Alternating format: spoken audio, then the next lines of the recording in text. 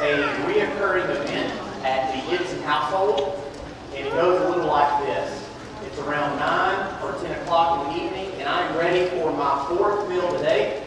And my fourth meal today usually consists of several scoops of peanut butter and some milk. So I head over to the pantry and I look for my peanut butter. The problem is I look in the pantry and I don't see the peanut butter. And so I shout out beforehand, "Hey, I'm looking in the pantry trying to find the peanut butter and I don't see it." And she said, "Oh, it's in there. It's in the pantry. I just saw it there." And then so I look again and I'm trying to find the peanut butter and I do not see it anywhere. And I say, "I am looking at the pantry. I do not see the peanut butter anywhere. We must be out." She says, "No, we're not out. It's in there. Actually, look on the third shelf."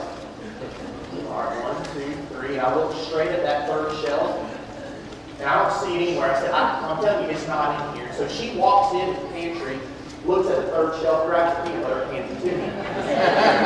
Now, men, I want you to help me out with this. How many of you have ever had something like that or similar happen to you?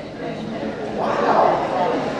I was very surprised at the amount of participation, but not shocked. Now, it's one thing to miss completely a jar of peanut butter, but it's one thing to miss something even far more significant.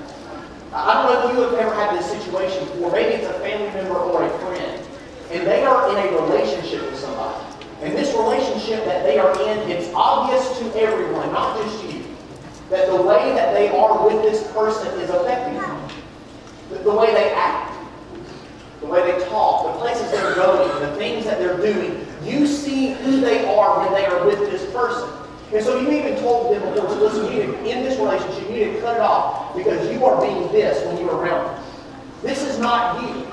You see it. Everybody sees it. The problem is they are looking at the same thing you are looking at, but they fail to miss it.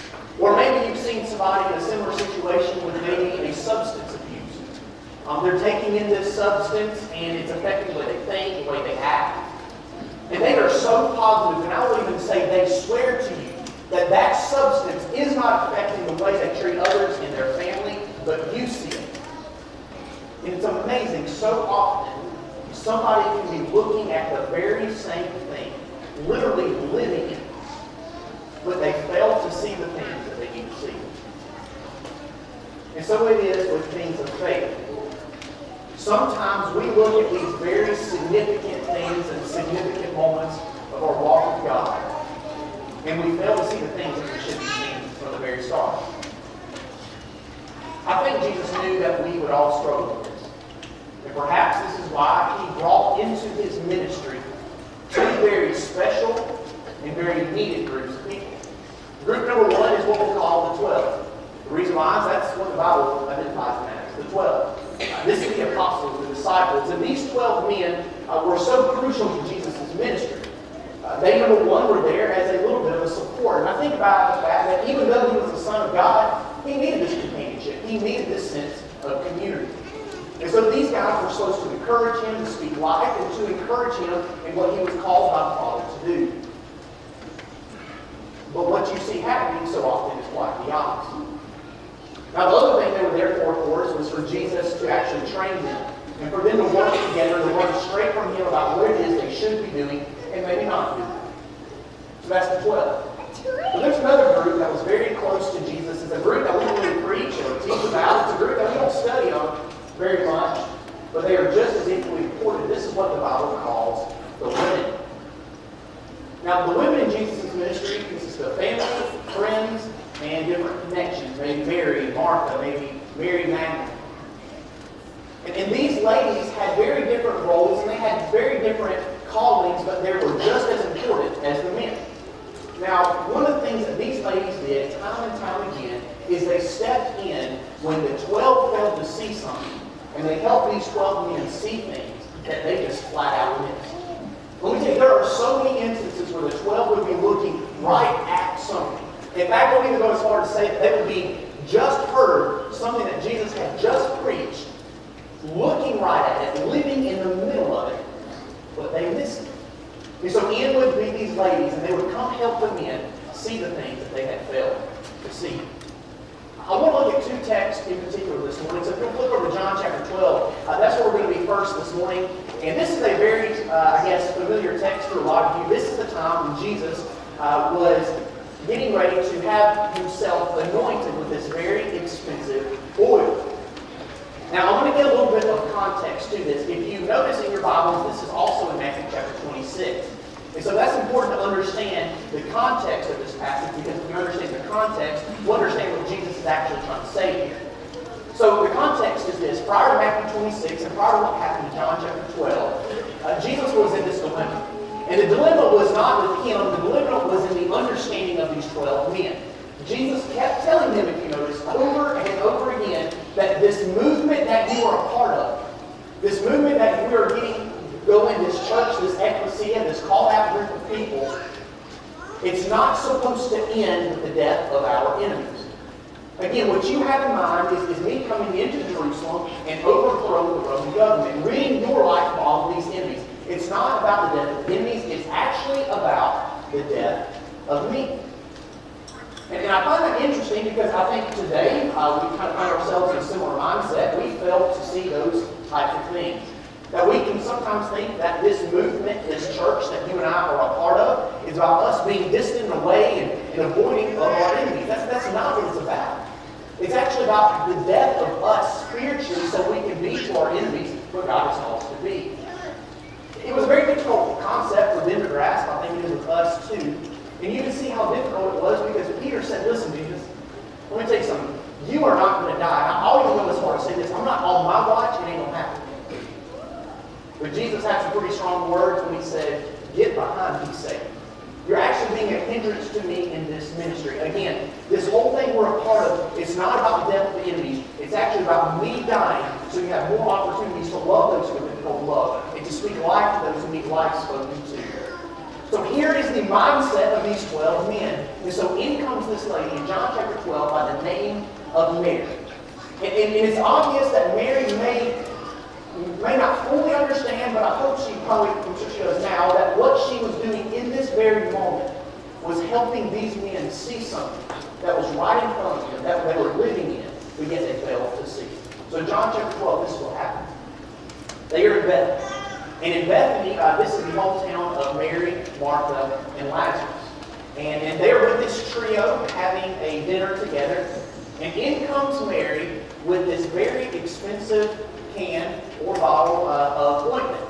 Now, what we know about this ointment, so you can get a full picture of what's going on here, this ointment was so costly that most people believe that you would have to work for an entire year to a year and a half to purchase this.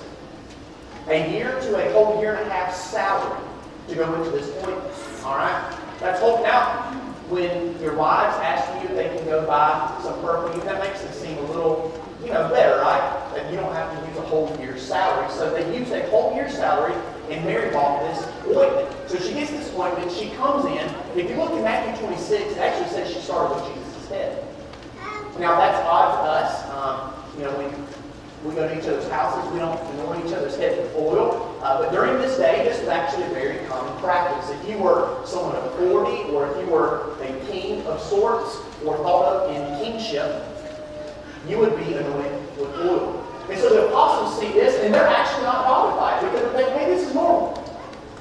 She comes in, she's anointing the honored guest, the man of the hour. She puts oil on his head. Nothing odd, different about that. But then what happens is things begin to get a little weird. And they get weird because they don't like what they're about to see, because she moves from anointing his head down to moving to his feet and anointing his feet with this oil.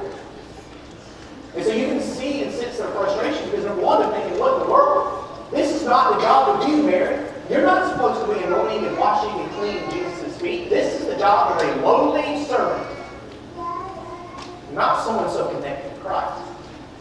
Why are you doing this? But number two, you can even see a guy that speaks out, and man, his attitude is just like that of one of the religious leaders. He steps up and he says, why in the world are we wasting? Let that marinate for a second, what he's saying. Why are we wasting this expensive oil on Jesus? We could have used this oil, this money, we could have sold this and used this for some church program, some activity. Why are you using it for something like this? And then Jesus steps in. He can see their attitude. He can whole vibe in the room, and it's that they missed it. Mary sees it, but the other guys missed it. And so Jesus says, listen, whoa, don't trouble her. Don't get upset with her. She's the one that sees what you guys are missing. She understands what this is about. She's actually preparing my body for burial. I have told you guys I'm going to die, and it's good. It gives you life, it gives you freedom, it gives you opportunity. But you guys are seeing this the whole way.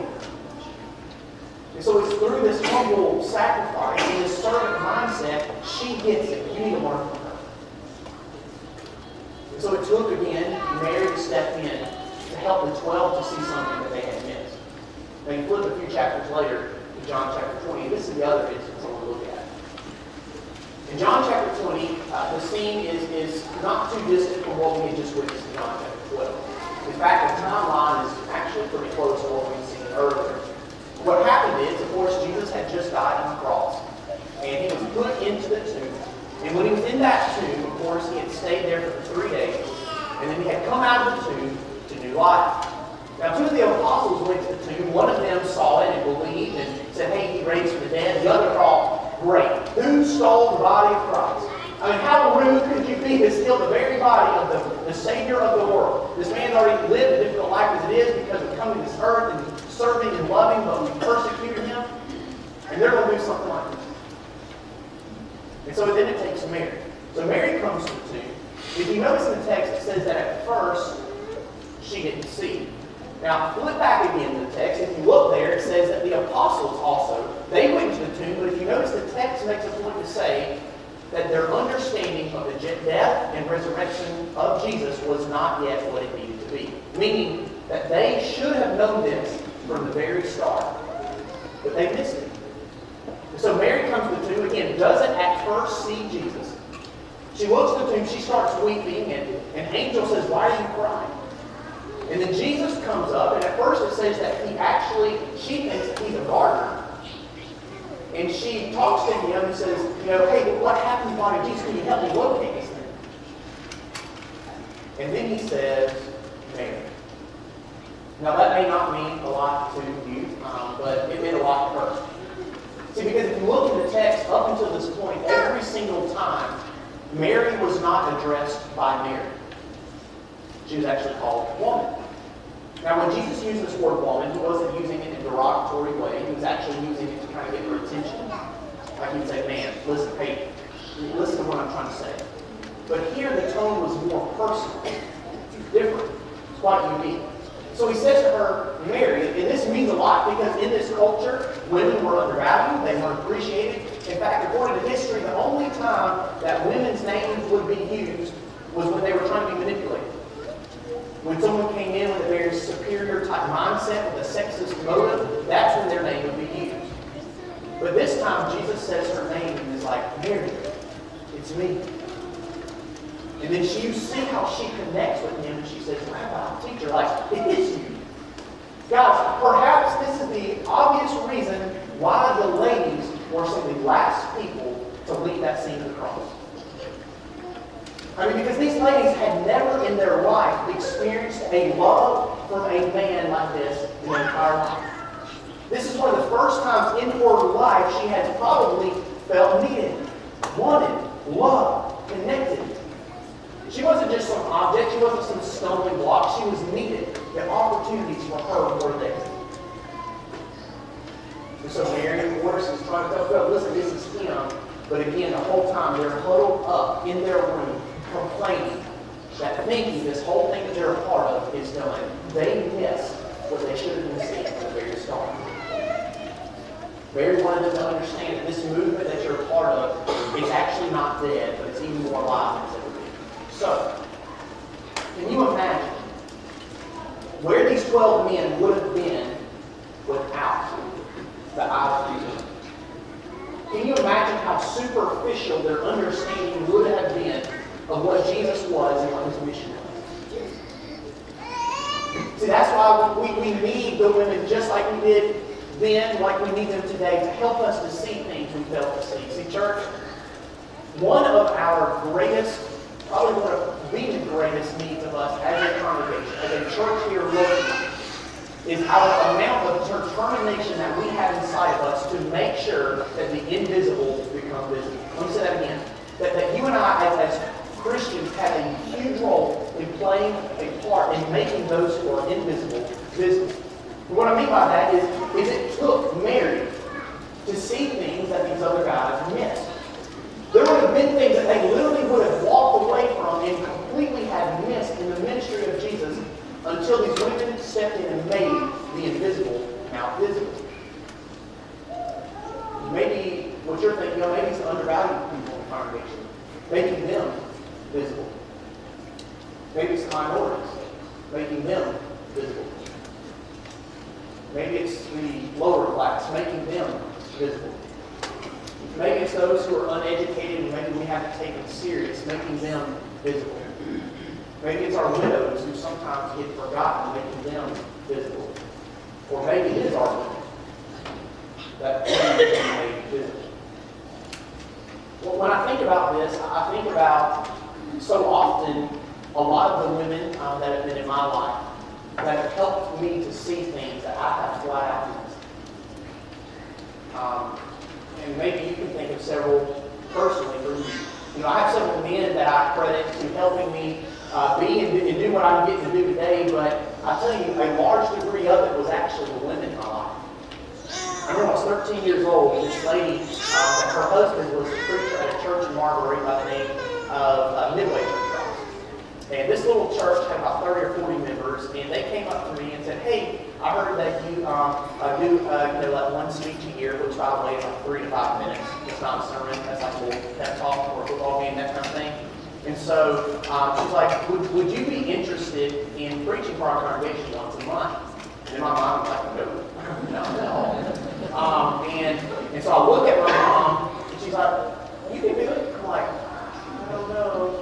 She said, "Well, don't you want to be a minister one day?" I was like, "Yes, ma'am, but I don't want to do that." And so my mom was like, "Listen, you can do it. What I'll do is this. I'll help you." Now, keep in mind, if you didn't know my mom, she didn't really have much extra time. She worked a full-time job, and for 17 straight years, she cleaned a massive church building by herself. Every week. But yet she told me, "What we'll do is this. We'll get together every week, and I'll help you get these lessons together." And I was like, "Mom, I type 10 words an hour. How in the world am I going to get a lesson together?" She said, "Listen, I'll help you." So what Mom does is every week she sits down with me and says, "All right, Andrew, what's something that you want to talk about?"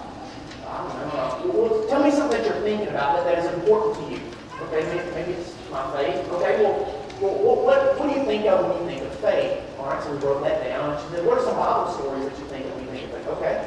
All right, now what are some lessons that people can learn from that?" "Okay, we'll write that down. And let me ask you, what are maybe some personal examples of your faith?" "Okay, we wrote that down." And she said, "All right, well, let's just work on this. Let's kind of organize it and put it together, and then we'll be able to construct a lesson." And so every single month for 2.5 years, my mom did that. Now, again, when that person asked me to do that, I said, "No, I did not see it." But my mom was able to see something that I had totally missed. I think about some of the ladies here. And I don't want to embarrass you, but I've got to call it out. I think about Miss Beverly. I have preached so many sermons that I look at something for an entire week, and I feel like I got it figured out, and I see it. And then Beverly brings out something that I completely failed to see. In fact, if you were to go to my sermon file, you will notice that there is tons of written in things that Beverly has told me that I added into those lessons because I had absolutely failed to see something I was looking at and living in for a whole entire week. I think about Miss Macy and Miss Kay. I think about one of the ministries here that cannot be overlooked is our widows. I think about those who don't have anybody to care for them. I think about how these ladies so often see those needs and they see those people that are alone and have nobody ministering to them. They make the invisible visible. They help us see things that we have failed to miss. I think about Miss Carolyn. One of the things Miss Carolyn would always say to me is, "Andrew, I know you love this church and I know you love the ministry, but don't you dare forsake your family." And No one else said that to me. Not that no one cared, but she saw what I sometimes felt to see. She said, listen, you can save everybody, but sometimes at the cost of your own family. Don't forget him. Don't neglect him. I don't know if you have somebody like that in your life, maybe it's a mother, maybe it's a grandmother, but so often it's these ladies that step into our lives and make the invisible now visible and help us to see things that you and I have totally and completely missed. Now, why is this significant to all of us? Let me tell you why. Number one, I want to speak to ladies for just a second.